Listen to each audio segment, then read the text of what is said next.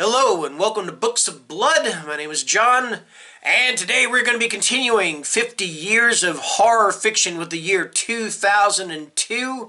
I've got 5 books here, so let's go ahead and get this show on the road, alright? Okay, first of all, we have got Coraline. This is by Neil Gaiman. A little bit of young adult, middle grade. What is it? What is Coraline? Is it middle grade? I'm not sure. I haven't read it. I need to read it. I haven't even seen the movie, but I've heard so many good things about it. Anyway, Coraline discovered the door a little while after they moved into the house. When Coraline steps through a door to find another house strangely similar to her own, only better, things seem marvelous. But there's another mother there and another father, and they want her to stay and be their little girl. They want to change her and never let her go. Coraline will have to fight with all her wit and courage if she is to save herself and return to her ordinary life. Neil Gaiman's Coraline is a can't-miss classic that enthralls readers age 8 to 12, but also adults who enjoy a perfect, smart, spooky read. So that answered my question. It's for middle grade. Still, I'm interested in reading it. I've heard so many good things about it, and it's Neil Gaiman, so you more than likely cannot go wrong. All right? Anyway, that's Coraline, Neil Gaiman. Okay, next up we've got The Hour Before Dark, and this is by Douglas Clegg. Home is where the haunt is.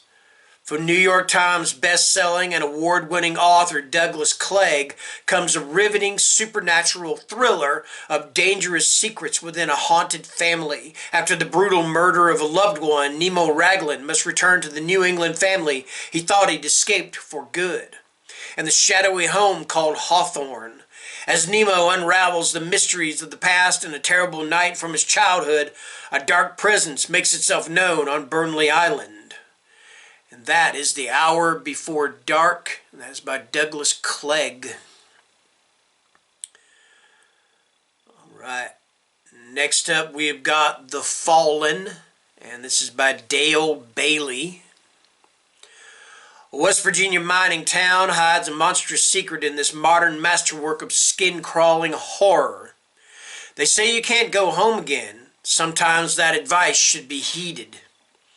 Henry Sleep's childhood memories of Saul's Run are dark and jumbled images that terrify and confuse him in his all-too-frequent nightmares. When his mother's horrible death and a bitter falling out with his preacher father drove Henry from his West Virginia hometown almost 10 years earlier, he knew he could never look back. But now the Reverend Quincy Sleep is also dead, shockingly by his own hand, and the prodigal son must return to the tiny mining town where all of his most terrible secrets dwell. And he will not be welcomed back with open arms, not by Sheriff Harold Crawford, who hides a taste for dark things behind his lawman facade.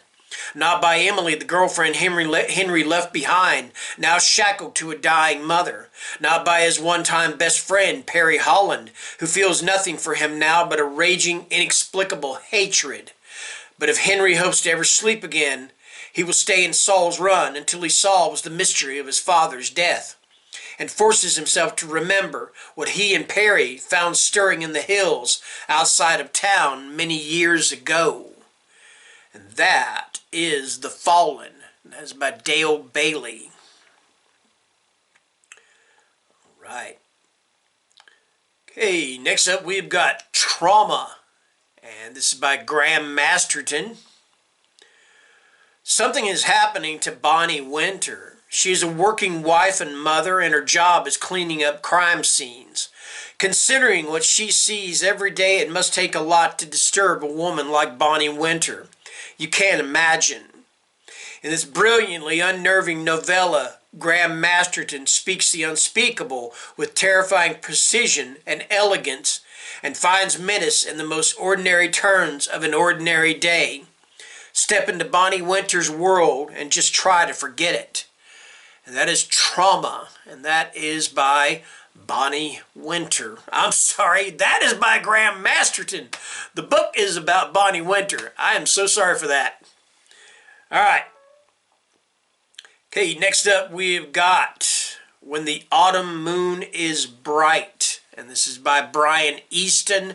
This is book 1 in the Autobiography of a Werewolf Hunter series. You know I've talked about this series quite a number of times. I love this series.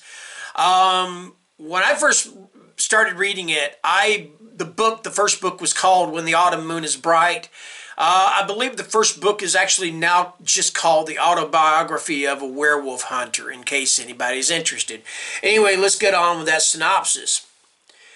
It takes more than silver bullets to kill a werewolf. Sylvester James knows what it is to be haunted. His mother died giving birth to him, and his father never let him forget it, until the night he was butchered by a werewolf. The night a full moon ruined his life. Alone in the world, Sylvester is taken in by Michael Winterfox, a Cheyenne mystic. Winterfox, once a werewolf hunter, trains the boy to be a warrior, teaching him how to block out pain, stalk, fight, and kill. Bit by bit, all that makes Sylvester human is sacrificed to the hunt.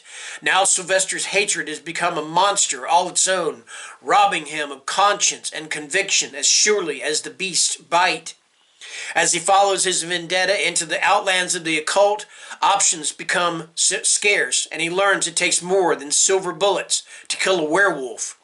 To kill a werewolf, it takes a hunter with a perfect willingness to die. And that is When the Autumn Moon is Bright, book 1 of the Autobiography of a Werewolf Hunter, and is by Brian Easton. Books 2 and 3 are Heart of Scars and The Lineage. And after that, he did start a new trilogy based on Michael Winterfox called The Winterfox Journals. I've got the first book, and I don't know if he's put out the other 2 books or not. And it's been a while. So anyway, that's going to do it for the year 2002. So until next time, take care and stay scared. Thank you. Bye-bye.